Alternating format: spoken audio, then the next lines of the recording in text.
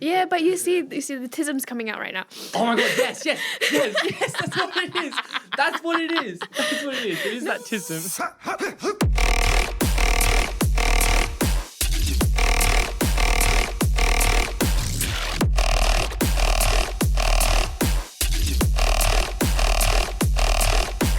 I think the best use of AI is like my brother, girlfriend, and I were all at home and we had a few fucking joints and we got AI to just write us a story about like a lemon who like had these kids and hated their whole family. Like a very extensive story about a lemon. Oh. And then we got him to read it out in a Morgan Freeman voice. And I can't lie, it was the best. ChatGPT?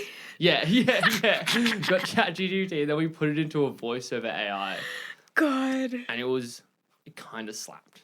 It was I mean, if you were, it will be, it would have slapped. Yeah, it wasn't like a Tuesday at 10 in the morning when you're just like passing the time.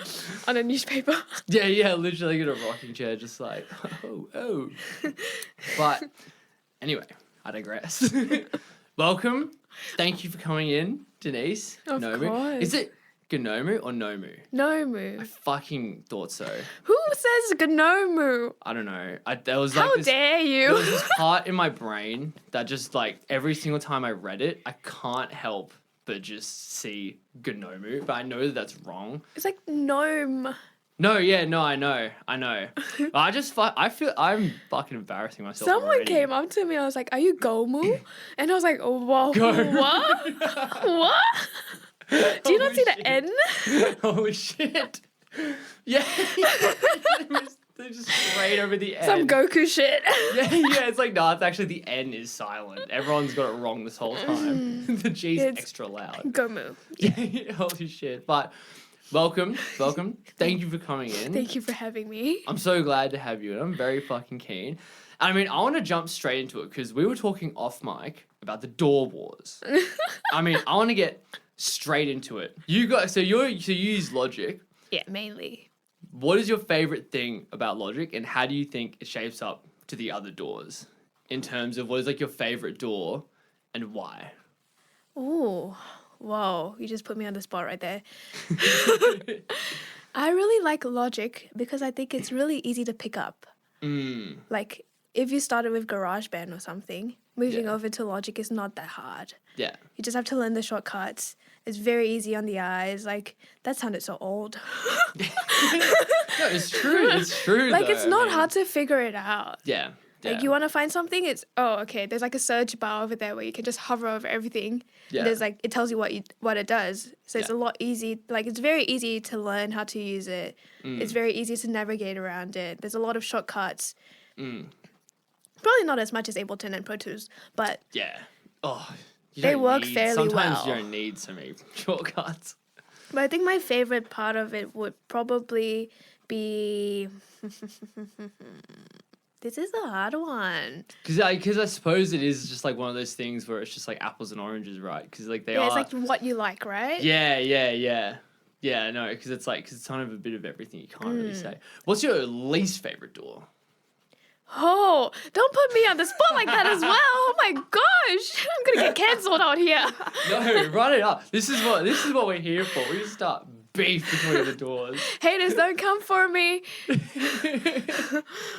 I had to learn how to use, why am I blanking out? What's it called? Like the whole thing is like gray. Fuck, I'm blanking too. I feel like you know what I'm talking about, right? I've definitely seen it. I've seen it because it's one of those ones that like... It's not Cubase. It's... You don't usually ever fucking use, but it's like, it's there. I had to use it for uni and I gave up halfway and I just asked my lecturer, I was like, can I use Logic? And he was like, yeah, just use Logic. That's such a move. Oh my God, what is it? Oh, all right, we can We'll come back to it. We'll loop back to it. But when I do remember it, there are pros to that DAW that I do understand why people use it. Yeah. But yeah. I don't like it because it's just ugly. Yeah, no, I agree with you. It has to look nice. Right? If it doesn't look nice, I feel like my brain is going to be scattered. Exactly. And I can't do anything. That's probably why I like Logic. The colors are not as good as Ableton, But No. like the way you can put everything together and the way it looks when you have like the Yes. whole project done and organized, it Yeah. just gives me so much dopamine. Yeah, no, 100%. And I love like the green and like it's all like nice. I Yeah. need colors. I get Yes. laughed at so hard by some people about this. No, but, you like, need everything to be organized. It's very yes. important. Oh, I fucking love that you say that. Because, like, I know that, like, I know a lot of I am people- trained. Fuck yes. That's like a validated, like a valid, yes, you should do this. I love that. The first thing you learn when you do production is to have everything organized. 100%. Well, then I need to ask you then, what are your colors for what? Because everyone has a different color for a different I thing. do have a set. What the fuck? No, I'm the same. I'm the exact same. I have a very strict color code for what is what. So what are your Okay. colors? Because I like from drums to the bass. Mine are pretty simple. So on the Logic, like if you pull up Logic, there's like the template of the colors, like the Yeah. rainbow thing. Yeah. I kind of follow the order of the colors for the order of like instruments. So we always start with drums first, yeah. then we go bass, and then we go Right. to keys and synths, and then we Yeah. go to the effects, and Right. then it's like whatever's left, right? Oh, That's how I true. do it. So you work through kind of based on what you're working with first and go systematically down Yeah. from there. So Oh. the top is drums. Yeah. And in the color like thingy, the first color is red. Yeah. And, Yeah. But there's like different shades of red. So I choose my favorite one. It's the third yeah, row. yeah, right. Yeah, but it's always going to be one of the reds. Yes. So it's Right, I always going to see. be the red on the third row. And Nice, then we go nice, down to fuck the yeah. bass and there'll be the orange on the third row. And then we go Nice. down to pianos and keys. Like keys would be green. And then like same. I all the fucking love synths would be like yellowish. Mm, So the same third row, the same color Yeah, palette yeah, down. yeah, yeah, and then yeah. the next one and then same color palette down. Blah, blah, blah. Yeah. always going to be the third row. It's Yeah, always just gonna at the be row. The rest look ugly. Just so you know, the third row's perfect. No, I know exactly what you mean. 'Cause you don't want to be too dark. You don't want it to be like too light. Yes. So it's like right. So just have to get the aesthetic right. Oh, I fucking. It's like a love game. your You have to honesty. decorate it. I know. I feel like I get that. So I'm so glad that you said And this. then when you name your tracks, you have to put it in all caps. Oh yeah. It's just a ritual for me. No, yeah, I know the one thing that I love doing is I have to put my buses in all caps.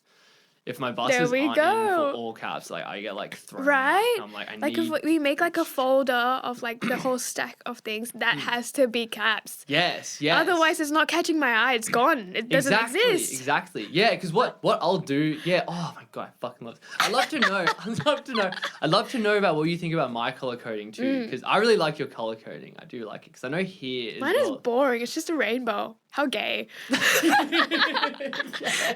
like, yo, what the fuck? No, I kind of love that though. I fucking love that. It's like, I know a lot of people do red drums, but I do yellow drums. Is that wrong? I don't know. I don't say it's wrong. tell. I mean, you do you, bro. I feel like some people get so passionate about it. It's so funny. Really? Why does it have to be red? I don't know. I told people at SAE that I did yellow drums, and they were just like, "Nah, dude, red." I was like, "What do you mean?" Okay, dude?" I'm glad I'm in the common you got ground in with there, you got everybody, in but there. like I don't get the difference here. I think it's just like I feel like it's the exact same as the DAW Wars. It's just like everyone, you got to say Yeah. something. You got to back it. To be fair, I don't really. No evidence though. Yeah, Just preference.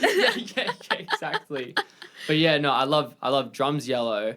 I love bass is blue, and I'll have my mid bass Ooh, is light bass blue. is blue. That's weird. I feel like okay. dark blue is like I love the dark blue for like the sub. And then for everything, I'll cut out all my mid basses. I'll cut it about like 130 to 150. So I get rid of the sub and then send that to the bass bus. So I'll have dark blue for everything with the sub, and then light blue for everything that has the sub cut out. Okay, I see where your vision is. Right? Because like, then it looks a bit more, it's like subs like dark blue. It's yeah, like, but you see the tisms coming out right now. Oh my god, yes, that's what it is. That's what it is. It is No, that but like tism. the dark blue is like, you know, when you're underwater Yes, and all you yes. hear is just a Yes. hum. Oh my god. It's giving yes. that. Fuck me. I fucking like, because like I don't know what it is. I think because everyone has a bit of tism who produces. If you Stop it, that's so funny. It's like, oh, come on, everyone does. Every single producer has a bit of tism. It just depends what. Just like a kind. sprinkle here and there. Yeah, it's always There's just like some salt a and sprinkle. pepper. 100%. Because mine is like the colors, and like I always hear shapes Like I hear in Stop! shapes. Do you hear in shapes? I don't hear shapes, but I hear, like, if I close my eyes, I see blobs of light. Yes, you got the light. That's the tiz. Oh my god.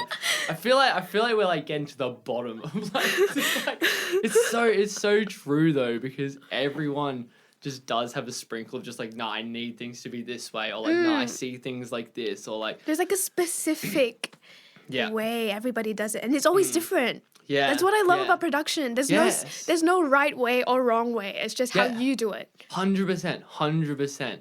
Well, then that leads me on to ask you, I'd love to know about your workflow, because I think so much can be learnt from so many different people's workflows, because everyone's got something different. Everyone can learn from someone else's. So let's just say you have an idea for, just say, a remix maybe, or an original.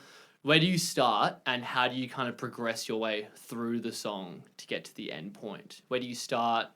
How do you kind of develop it? For me, I have this like really weird way of starting. There's two ways. So I would either have an idea already where I'm like, okay, I want to make this, like today's R&B.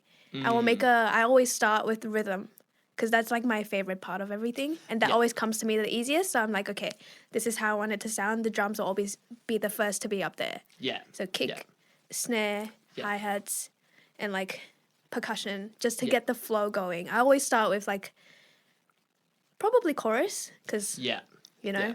Yeah. Because I mean, that's the most rhythmic. Yeah, exactly. So once I have an 8-bar, I'd be like, okay, now I can like put my chords in. I can do this. I can do that. But I always start with rhythm. Yeah. Because like, to me at least, I have good rhythm. I feel like that's my favorite part of everything. Like I catch it really easily. Yeah. And like, I learned that is actually really important when DJing. Yeah. Well, yeah. Because like if you figure out genres and stuff, it's always in the rhythm. Yeah, and you need to be able to kind of like, I think that's what would make a good DJ, is that you need to kind of like match those rhythms to make it feel right. And flow have everything flow well. Exactly, because if you come in with like a garage tune and then all of a sudden you just drop like dubstep, it's okay, dude. Right? Relax. It just cuts off. 100%. Yeah, okay. Anyways, going back to it. It's alright, loop back around. I have questions. But I always start with drums, and then if I have like no ideas at all, I'll find like a sample. Find a sample, put it up, 8-bar loop, work around it, add synths, play some chords, see if I like it or not. Hate it, start a new one. Fuck yeah. Go Put it in the locker and just leave it. Shove it away. Into the bin of all the drafts. All the bullshit that you started for like an hour and we're like, honestly, too many. Oh, no, I know. Yeah. But yeah, I still struggle to finish tracks up to now, so. Yeah. What kind of makes a track something that really catches fire for you and you just go like, fuck yes? Is there a certain kind of mindset or a type of song or a type of rhythm or anything that you kind of build up that goes like, fuck yes, this song, I fucking love it? And what kind of aspect leads you to that point? And it kind of gets you into that flow of I think I have a really weird way of doing that. So like, I feel like when people start writing music, they have a kind of an idea of what they want when they start writing it, or like they have an idea, okay, put that idea into the DAW. But for me, when I start, I always love to start blank. So I have no clue what I'm going to write today. Go into the studio. If it works, it works. In an hour, if I can get most of it done, this will be it. Yeah, I see. So you're very kind of like, you start it and you got to finish it because you catch it while it comes. So, because I don't know how my brain works. Yeah. it doesn't come, like the ideas don't come to me when I need them to come to me. Isn't that the fucking tutorial? So I'll be showering and be like, this is great. When I go to the studio, it's gone. Yeah. Oh my God. I hate it. I have not made a song where I'm like, okay, this is the idea I've got. I'm going to start. Yeah. Never. Yeah.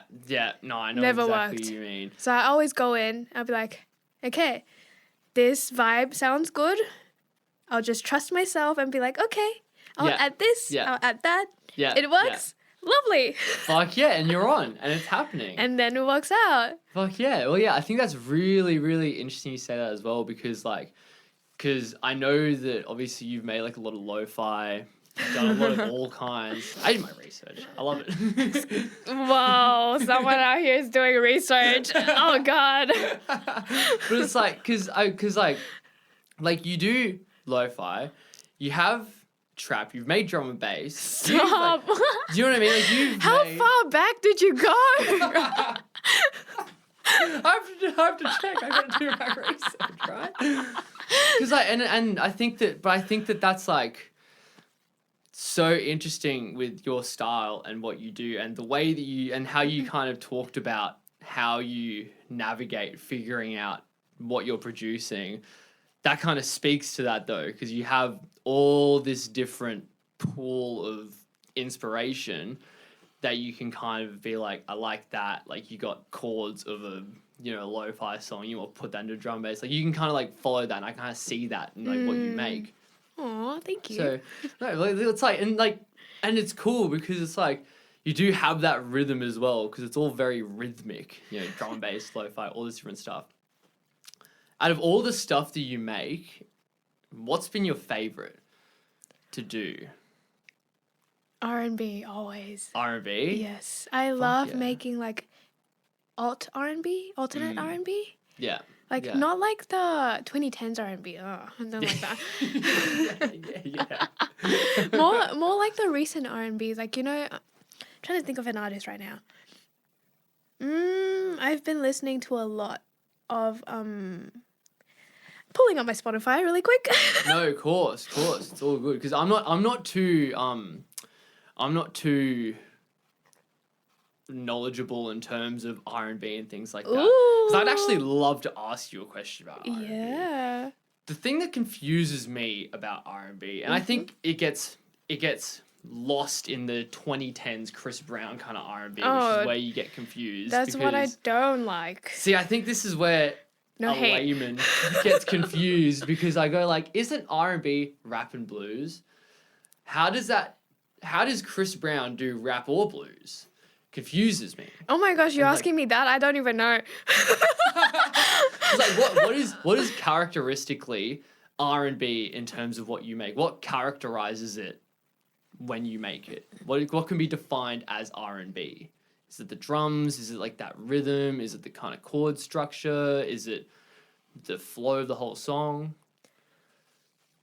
Okay, with alt R&B, it's so like it's such a wide range of like things because like definitely not rhythm because like there's so many types of like R&B songs, like alt R&B songs that are like different rhythms, but it still all fits into the category of alt R&B.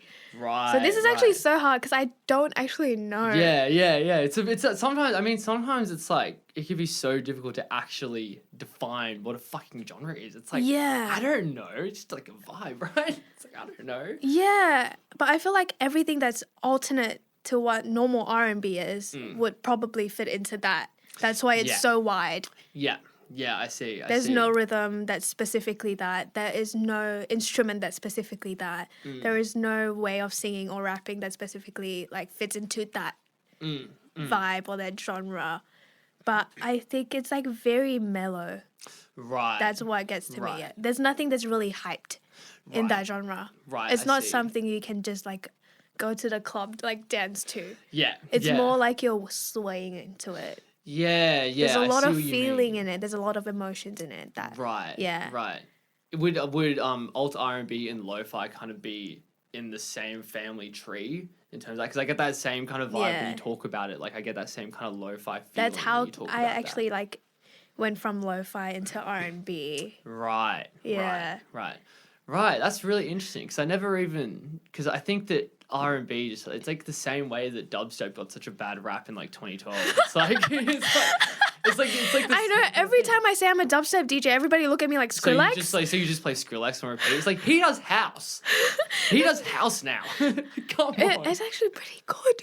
I know it is actually. I know it is pretty fucking fast. Don't say I didn't say that. Cut that out. Can never admit the tech house is okay. Never. Oh no.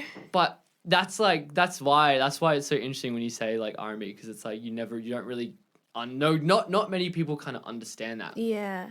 So it's really interesting because the next question I want to ask you is how you found your way into dubstep and trap, because it's all the same kind of vibe, right? It's all the kind of same thing. Like trap is just bass, lo-fi with harder drums. Like it's like the same kind of patterns, the same kind of rhythms.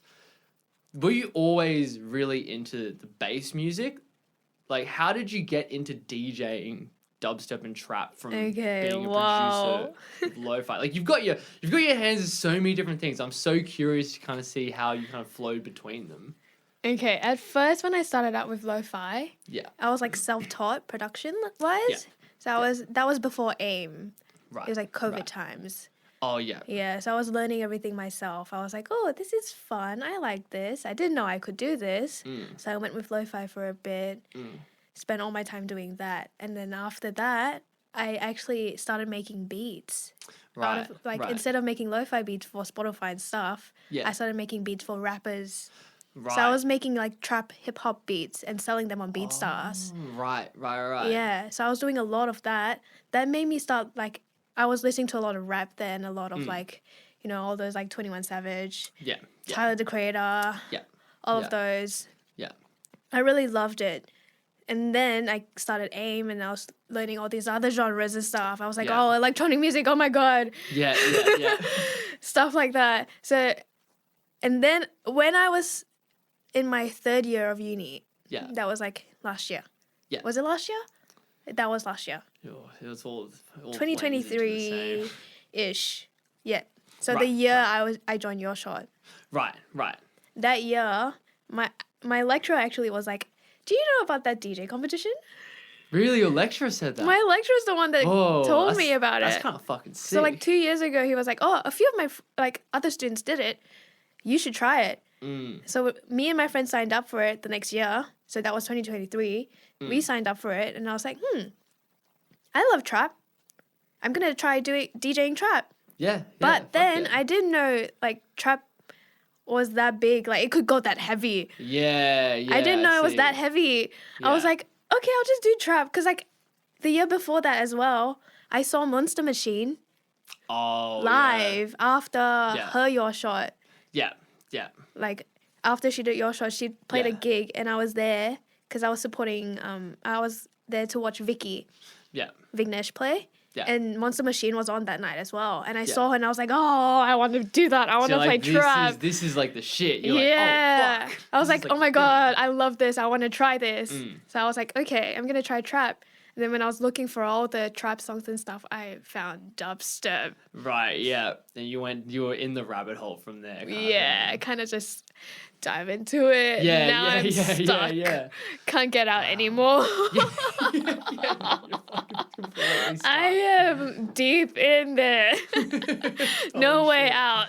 Yeah. That's really, I find that really cool that you kind of had that musical background before you got into the EDM too, which is really cool. The thing is also when I was really, like, I was younger in high school. Yeah. Trap Nation was so big. Oh my fucking God, yeah. I was streaming that shit all the time. The Trap Nation, when like, because I was year 9 in 2016, so I was like, I didn't understand. Wait, how old are you? I'm 23. What the fuck? I feel like can I not swear? many people. I'm sorry. No, that's fine. Fucking go for it. I'm 23 too. Oh no shit. Yeah, I feel like when you get into like DJing and shit, you just can't tell. It's just like everyone's just like the same age. You can never tell. You just have no idea. It's like I used to think that everyone was like 25 just because like you just got out of like basically like uni. You're still like and then child. You find out someone's 19 and you're like, oh. Yeah. And then you start to understand when like people who are like 29 be like, fuck you, dude, you're old. And it's like, oh yeah, true, I guess. It's like, fuck yeah. But yeah, no, so then we must be on the exact same fucking wavelength. Yeah. Because Trap Nation was listening to trap before you knew it was trap. That's what it kind of was for me. And like Illenium was like a thing, and like it was trap. But Trap Nation wasn't really trap as well, though. It wasn't really, but it was all that like really melodic-y. Yeah. It had the rhythm of trap. Yeah. Which is kind of what I think draws you in. And like I loved like the heavier kind of like boom, like hybrid. Yeah, Yeah. 100%. But I kind of got that from Trap Nation. It Yeah, kind of introduces exactly. you into that. It goes like, hey, buddy, just like, here's a little bit of it. And you kind of come Here back you around. go. You and can you're explore like, from there. yeah, it's like I can't even lie. I've gone back onto like some of my old songs that I used to listen to back in like 2017. I'm like, some of these kind of slap. I was like, damn. Yeah, have you heard of Cashmere Cat? No. Oh, Oh shit. like 2017 stuff. I'm gonna need to get onto that because I've come back around to like really love the future kind of trap as well. It's really melodic. It's like a very futury trap. Oh, 100%, yeah. But that was, 100, like, I'm completely on your wave. So was that kind of like your first introduction into trap and Yeah, into the whole kind of EDM world? mostly the Trap Nation thing. Yeah, well, I'm trying to figure out if I still had anything else. But I remember I wasn't really like listening to much music when I was like younger, because I didn't have like access to Spotify or anything until I had my own phone. Yeah. And then you're like, ooh. Oh my god, you know what? Oh, it's so classic until you get your own phone. You can actually develop a music taste. I know. Oh, right, because I remember when I was younger, for some reason, my parents would just like funnel me with just Glee soundtrack. God. Right, like, and I was like 10 years old, and I was like, I guess Glee is the only artist that fucking exists, right? And my parents were like, here you go, into a little iPod. I mean, we all had that phase. Oh, no, so classic. So classic. Just Glee covers of every fucking song. It's not even that good. No, I just remember getting out of it, and I was like, there's like real music that you can listen to that's not just like these random fucking people. No hate. They're pretty good, but like, just not. I remember, dude, watching fucking Glee when I was like younger, it was so scary because I was just like, when I was 10, I was like, I guess that all high school is that you're gay and you get bullied, and then like I know, it's insane. I was like, right? And then you become like a teenager and you're like, oh, this isn't shit. It's they like, exaggerate it so much. It's so funny. Because when you're like 10, you're just like, I guess this is going to be my life. It's just Americans, man. Those guys are wild. Yeah, exactly. I don't know how they study. Oh, yeah. I don't know. Anyway, I'm gonna loop back around. I fucking love that though, because I feel like that's such a quintessential experience of just like watching fucking Glee and just listening to all the songs and being like, I guess this is my music taste. So I classic. think no. I was listening to a lot of Paramore and Avril Lavigne, like classics. My girlfriend, she's same age, and she was like deep in the Avril Lavigne. I wonder if you have this experience. What she used to do is film music videos of her and her sister to like Avril Lavigne. Oh, she was one of those. Yeah. Like she was from Armadale and she'd be in like the bush and they did have like bush music videos. No, I know that was big on YouTube last time when YouTube was like just a thing, like they just started. YouTube like music videos was like covers and stuff was so big. Yeah. Oh no, but I was never that kid. That wasn't you, yeah. Not brave enough. yeah. Fucking oath. So I want to ask you as well. So you mentioned kind of getting into Trap Nation a bit and kind of leading into coming to AIM, learning to DJ and everything. What got you into AIM? What was before that? Because I know you mentioned that you're an international student. Yep. How was your journey from kind of growing up to going to AIM, and what made you want to do that? Did you always have a really strong passion for music, or kind of what was that story behind that? A lot of people don't know this, but my parents are actually music teachers. No shit, right. Yeah, right. So once I was out of the womb, chuck you onto the piano. I started at 2. Holy shit, your fingers aren't even big enough. Exactly. 2 years old, my mom was like, okay, you go sit there. Just like, it's like a mini fucking piano, like this big for like a baby's head. No, I had a full size because she was a music teacher, right? People would come over to the house and learn. Yeah. She had all the equipment and stuff. So she just put me on there. She's like, okay, you learn how to play. Yeah. I remember I had my first competition when I was 6 years old. Wow, right. Yeah, and my mom and I composed a song together. Oh, true. I don't know where it is now, but I wish I could hear it back. Yeah, of course. That'd be so interesting. Because to kinda go back into we that. composed it. I don't know how much I contributed because I was like 6. Yeah. But I was there. My name was on the credits. Yeah. My name was on the credits. I don't know if we won the competition as well, but I performed it live. I performed the Nice. composition live. Wow. We composed it on this thing. It's like a Japanese instrument, like a Yamaha instrument. It's like Oh, right. it's like a mix of an organ, but there's like foot pedals as well. It's called an electone. Oh, right. So it's like 1, 2, Oh, yeah. and then yeah. you have the legs, and then you have another pedal. So 4 of them are being used, like your arms and your legs. Whoa. And then on top of that, Sounds there's like a like workout. Oh my god. oh, it's fun though. Yeah. Yeah. And there's like sequences on top where you can put like, okay, first sequence is the verse, second sequence the chorus, Yeah. and then you can program it. So it's basically a MIDI. Oh, wow. Oh, wow. No, it's not a MIDI. It's like it's not a. But it's that same. It's a whole kind of- synthesizer itself. Yeah. Right. There's a right. Oh, screen there, and you can just write right. everything and program into it. Oh wow. You can make yeah. everything. It's like a DAW itself. Wow, that's fucking. It's like a it's like a MIDI door, but it's not MIDI, but it's It's like an all-in-one. yeah. That's crazy. Yeah. So my mom was like, she has like a master's in like that thing. Yeah. So Yeah. she's like crazy good at it. So she taught my me how to do God. it and like stuff. I'm still like confused about it now, but like Yeah. it's interesting. You should learn about it. It's pretty Yeah. good. That's fucking Very cool crazy, instrument. Yeah. Electone. That's what it is. Fuck yeah. That's Yeah, fucking so crazy. Oh my god. Learned that when I was young. Played it. My mom programmed a lot of songs on it, and then we would do performances and stuff. Yeah. And then after that, I started playing in bands and stuff in school. Right. My mom Right. owns a music school as well back home. Right. Right. So I would play in bands for her as well. Right. Where is home for you? Malaysia. Right. I live in a tiny island called Penang. Fuck yeah. That's fucking Yeah, sick. like 5 minutes away from the beach. Oh my god. I love it. Fuck, that's so fucking ideal. At least you're in Sydney where there is a beach. You didn't go somewhere Yeah. in fucking Canberra. Don't go there. Don't go to that fucking place. No, for no, a no, beach. not camera, no camera. Sydney's alright. Sydney's alright. Wow, that's really interesting. Yeah, Sorry, so really like cut you really off. small city. Everybody knows each other. Nice. Not a lot to do though, Mm, music wise. Not Yeah. a lot. Industry is like pretty dead there. Yeah. Yeah. But everybody learns music though. It's insane. Asian people, man. All the kids, every kid you talk to. Do you know how to play piano? Yes. So fucking funny. Crazy shit. Oh my And they'd be like God. 5 years old walking. They don't even know how to speak, but they know how to play the piano. Yeah, where they could drill out some Mozart. Like, it's like, holy shit. Well, your mum would have been in a good business then for music teacher. Yeah, I think she's doing pretty well now. Yeah, fuck yeah, that's Yeah. sick. Wow. So from there, you kind of explored where you wanted to go from there. Did you have any other options other than AIM? Because I know you mentioned that you were thinking about SAE, but were you thinking about any other cities in Oh, Australia or yes. thinking other countries? Before I was doing music, I was actually gonna. I was studying college before I got into university, but I kind of dropped out. All right. Yeah. Fuck yeah. Gonna be a college dropout. yeah. Unless otherwise you're not a musician.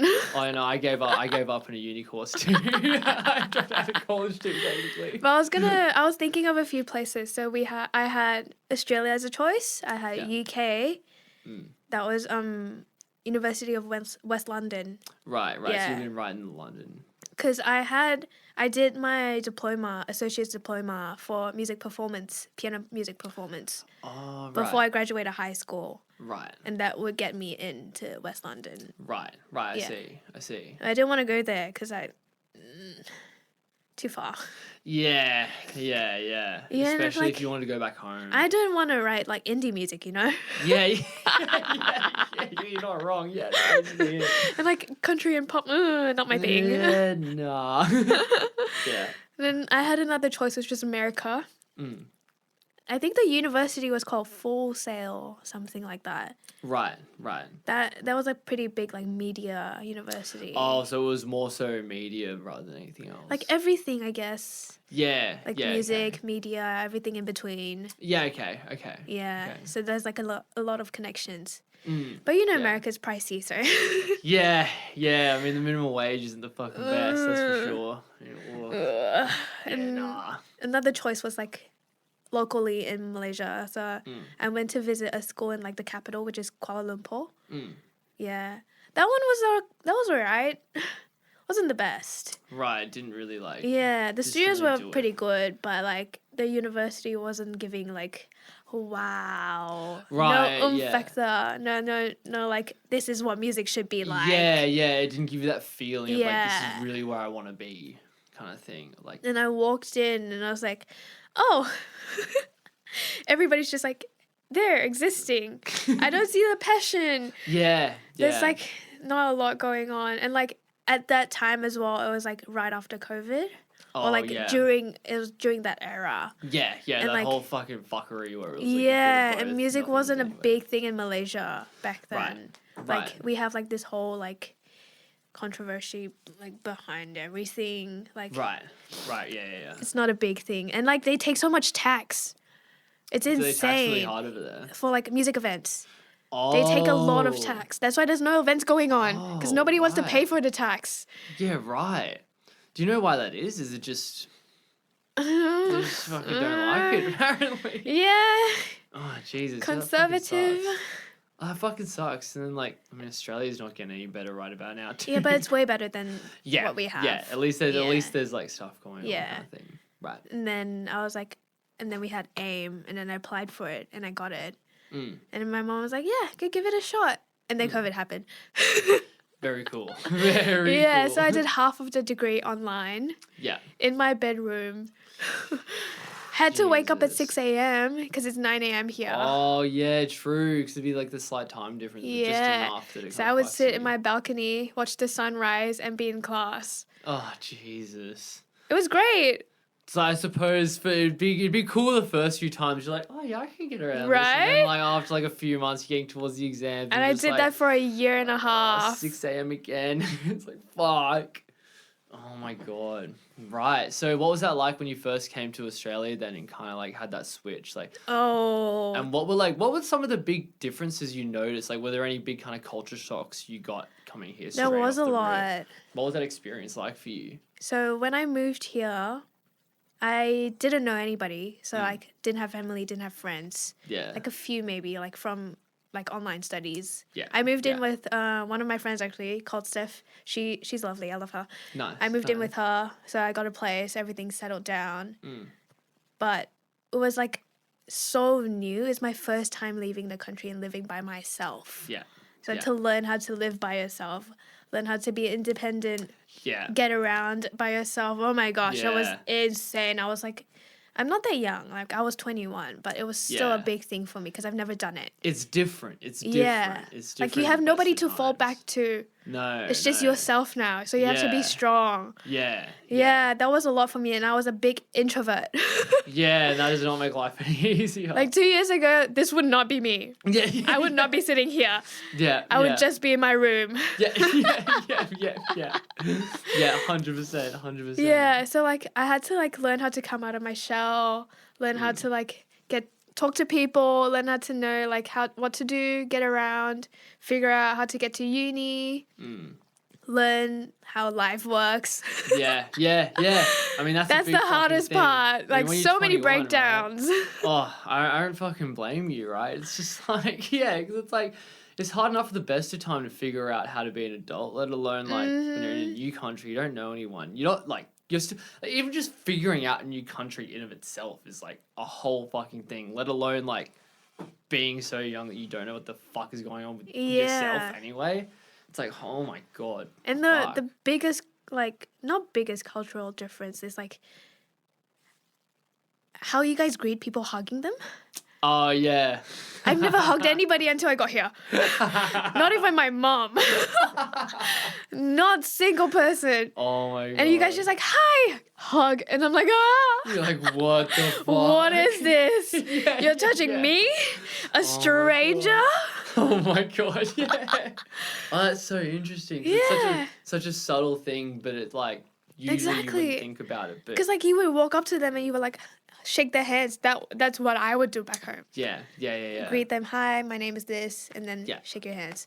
Yeah. So formal, my God. Yeah. But that's what, like, or we would be like, hi, and then, like, not touch each other. No. Yeah. Like, at least a meter radius. Yeah, no, fuck off. Don't fucking, Don't come near me. I'll just, like, implode it. But yeah, that's one of the big like cultural differences. I was like shocked. Yeah. Another thing was like how, I mean, it's just a change from me because like English is what everybody speaks here, right? And like back home, I do speak English. Like that's my first language. Trust me, it is. But I speak like 3 other languages. Wow, holy shit. Because it's a must. Right. We have English. That's a must for everybody. Yeah. And then I went to Chinese school, so I had to learn how to speak Chinese. Wow. And then it's Malaysia, so we had to learn how to speak Malay as well. Yeah. And then I have a dialect that I learn how to speak with my family. Oh, yeah. So I have 4. Whoa. So I'm not good at any of them. I'm just okay at everything. That's the problem when you learn too many languages. Oh my god, yeah. And then with music. Music's its own fucking thing as well. I'm probably best at the music one, I guess. Oh my god. That's the only through line where you just like, this is a safe space where I don't need to like fucking talk to anyone. You just... Oh my god, so like, wow, that's fucking crazy. Do you ever, I'm so fascinated by your 4 language brain. It's just like my stupid little 1 language brain, like one in a little bit. No, that's the thing. So I had to learn how to speak in 1 language when I got here. Because we would mix everything together in 1 sentence. Oh, like, so you would constantly flip between them. Yeah, because like if I don't know a word in English, I would substitute it with something in Chinese, or if I don't know the word, would probably kind of pick it up and like everybody spoke 3 languages there, so they would know. Oh, yeah. right. So I had to learn how to turn my brain into 1 language, which was the hardest thing ever. Wow. So, holy shit. That's crazy to kind of have to navigate. How did you navigate that? I guess you just like... So I think I got better when I started to get to know people and like had friends. And I would start talking to them. Yeah. And like slowly be like, okay, yes, this is how everything Yeah. works. I learned so many English words. Yeah. It's not a fucking easy language to have to fall back on. It's just like, oh my god. How did you, as an introvert and as someone who came to a new country by themselves, just fucking freeballing it, essentially? I was. What kind of things did you do to help you get out of your shell, and what kind of things did you do to help you get out there and meet people? Because I think you definitely have some sort of value to be able to speak to people who are introverted and people who it might not be in a comfortable environment for them. So what were some of the things you did, like whether they were like activities or places you went, or obviously, I mean, DJing would have helped like later on, but for those first 2 years or so. I think before I met Abby, Abby helped a lot. When I met Abby, I opened up a lot and I was like, oh, finally. A friend that understands me. We are very similar. We're both international. We both met at uni, and like I felt like a connection then. I was like, oh, okay, finally have a friend that I can open up to. I felt a lot more comfortable being around. And like, but before that, I was like in my shell. I think I was like listening to music a lot. If I left a house and I didn't have my AirPods in, I would like combust on spot. It was just like a real fucking... so I always need my music. To the point where even now, like, I don't know if it's ADHD or what. My brain doesn't shut up. I feel like it's got it. It's always like, it's like what we were talking about before with like the music producers. Everyone's got a little bit of tism from something. There is always something in there. There's a radio that doesn't turn off. So I always had that going on. I listened to music, I would calm down a lot. That was kind of a safe spot to kind of get yourself comfortable. Just with my headphones on, my AirPods on or something. It doesn't matter what space I am in, music always helps. And like, I love going to coffee shops. So I would just take a stroll down to coffee shops, have a listen to music, take a walk, and spend time with myself in nature, just walk around the park. I think that's so fucking valuable as well for like in Sydney as well, because it's like, you do need that. You do really need that. Like time to yourself and stuff. And like just go for a walk. Well, actually, because I had Rido on yesterday, and I know something that he did with his partner that I took back home and started telling my girlfriend as well, is that he said that he would do like walkies where like they just, if they need to, they put their phone away and they just go to a walk. That's so sweet. And like they just put it down, and if they need to like reset, it's like no matter what, they just go. Like that is walkies. And I think that's kind of like, that same kind of thing. I do that with like reading. I read a lot, so I just like go to the park, get a book, put my headphones on, and read. That's like my such a move. charging time. Yeah, and you need that. You need Yeah, that. I think really everyone need that. needs Yeah, to everybody needs do to. that. Like, or like something off like that they can fall back to. Yeah, 100%. Because especially living in Sydney, I know I can feel it too sometimes. Where it's like there's just so much shit going on. Wee woo. It's like this. For real, there's so Oh much. my fucking god, just all the time. It's just like I remember the other day, literally, I woke up. It was 6:30, and outside my window. I still don't get how you wake up at 6:30. Oh well, okay. Well, it's like I am like a bit more of a morning person for sure. Oh, that's good. I like it. Are you even a DJ? It's like I don't know. There's just something about it because I've worked at golf courses for a while. Holy shit! Where like Did you ever get hit by a ball? No, there was one time someone got mad at me because I was fucking mowing and he hit it just straight at me and it was like so close I could almost catch it. But I was That's like, I wasn't mean. stopping. Oh, dude, fucking talk to anyone who's worked at a golf course and they're just like, fuck Man. Fuck those guys. Every once in a while you find like a nice one. I live right behind a golf course. Oh, right. Yeah. So have you had any golf balls flying over at you? No. Nice. Not yet. It's fucking terrifying. I've seen those things. It's dangerous. Yeah, it's fucking crazy. But it's like, I've worked at like golf courses for a while and it's like, there's always like, you know, the one I'm at now, I'm leaving, except it's like a 5:15 a.m. start. And it's just like, it's fucking like, oh my God. It's a bit intense, but I kind of love it though, because it's like, I do love just, it's sometimes I can be such an asshole. It's so funny. I like text my girlfriend. She'll get up at like 9:30. I'm just like, yeah, just been up since like 4, you know, just like being a full asshole. And she's like, fuck off, shut up. But I just like the mornings. I don't know. It's kind of weird. I feel like I have like a day in the morning, but then I get tired and then I sleep in like today. We were talking about it off mic, just like, fuck that, dude. It's like, nah, I'm just going to sleep. I mean, it's not really a sleep in if you woke up at like, what, 8:30? It's still pretty early. Something like that. I think it's because you have big plans and they never end up working. But I completely derailed my point. I have no idea what were you saying? I was saying, it's I completely derailed myself. But Oopsies. I think I was just saying about how it's like, yeah, everyone needs to have a thing where they can just like chill out because Sydney's so intense. I remember the story I was going to say. I remember I woke up the other day. It was like 6:30 to just someone outside my window being like, are you fucking filming me? Are you fucking filming me? Don't fucking... And I was just like, oh, dude. I was like, why can you not be doing this? It's just so Sydney. It's just like, so can you much just going relax? I don't know who's filming who, but just fucking shut up. Yeah. What are some other things that you do to help you reset? Ooh. I love crocheting. That's like a grandma thing to say, but crocheting. Like, yeah. That's kind of sick. That's kind of a fucking move. I didn't bring it today. You know my headphones, my DJ headphones? Yeah. There's always a sprout up there. Yeah. I've made it for so many people. I have one. I made one for no Abby. shit. I made one for Carly. I made one for Casey. And like, true. yeah, I make sprouts for everybody. I love it. That's so fucking sick. That's like so fucking sick. I love having like, I love doing repetitive things with my hands. Right. Almost like the twiddling thumbs, like just. Yeah, it's like therapeutic to me. Yeah. It's like your brain turns off. It clears it up.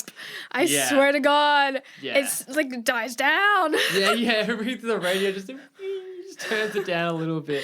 And then like I'll be in the zone just doing it. I'll be watching YouTube or something. Yeah, 100%. Just going at it. And I'll be like, 100%. oh, I feel so at peace right now. Yeah. I love doing that.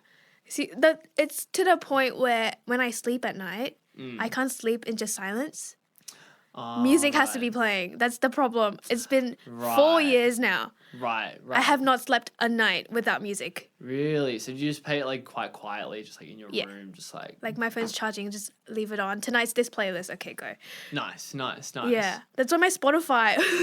Right, nice. Guess what? My Wrapped minutes for last year is... Whoa, what is it? It's 235,000 minutes. Whoa, fuck yeah, that's such a power move. Are you serious? No, it's a problem. They should sponsor me at this point. I know, that's what I mean though. It's just like, yeah, how many minutes did you guys listen to? It's just like, oh yeah, I got to like 10,000. It's just like 200,000, baby. It's like, yeah, dude, rookie numbers. Get to the big leagues over here. Like average, always like I see people around 50,000, and they're like, yeah, I got 50,000. I'm like, huh? You don't even know. You don't even fucking know.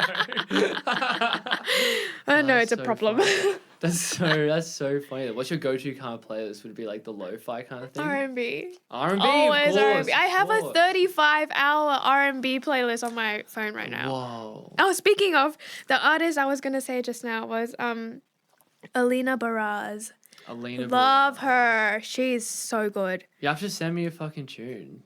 Oh yeah, I will. I will have send a little you. deep dive. Yeah. I'll have a little deep dive because I love because I think that you have such a cool music taste where like you can tell it's very rhythmically driven. It's like, I mean, I was even gonna say before as well, like in your DJ sets, like, you know, bit of garage, bit of fucking trap, bit of everything. It's like, but it's always funky, groovy kind of stuff. Yes. So I think I could definitely kind of get into that because I love it's like something that I love doing when I'm studying is just like the most basic minimal liquid D&B, just playing in the background. Yeah. Just like the kind of just grooviness or just like really, really subtle trap beats. And it just like, I just love it. I just listen to it for hours. Just like a fucking drum loop. What's it called? It's like a drone kind of like. Yeah. Keeps going, but like it gets you moving as well. Yeah, exactly. I get what you mean. Like, I feel like when I'm making my sets, the main part of it is the flow and how bouncy it should be. 100%. If you can bounce to it and everything flows well, that's my goal. Like that's the best part of it. My set is done. Like, if it doesn't flow, then I'm like, okay, let's fix it. Try to find another way you can make it flow. Yeah. But like flow to me is like the main part. Yeah. I think not everything that's very sudden. Yeah. If it's sudden, it has to be something that's like big and like everybody will catch it. Like it has to purposely be there. Like that can be a part of the flow though. Yeah. It's like you can work that around. Yeah. Yeah, that's really fucking cool. What's been your favorite set that you've ever played? Ooh. So I'd say the recent one, the one last weekend. Oh, for DV8. Yeah. Supporting DV8. That one was so much fun because it's my first, not my first, but my second, like just like my first few of like a proper full hour of dubstep by myself. Yeah. Because I've never done that. I've either done like back-to-backs or I've done like 45-minute sets. Yeah. I've never done a full hour by myself. And this is like direct support as well. So I was like shitting my... shitting myself on stage. No, of and course. I was like shaking. No, I'm not. But like I was like trying to get everything to like be prepared, like have enough songs in the playlist in case anything happens. But I just wanted to get the crowd hyped enough, but not go too hard because I know I tend to go quite hard and I want people to enjoy themselves. So I was like trying not to go too hard, have songs that people can dance to and like be like, oh yes, I know this song, let's headbang, stuff like that. Yeah, of course. Which I think I did like enjoyed so much the other day. When I was like performing, which I think that's like the best one I've done so far. Yeah. So much fun on stage. And it's my first time touching Tokyo decks. Yeah. I've waited a year.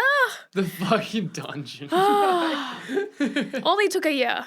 Oh, so funny. That place is such a fucking dungeon. I've always wanted to play on that stage because the first Shook event I've ever been to was there.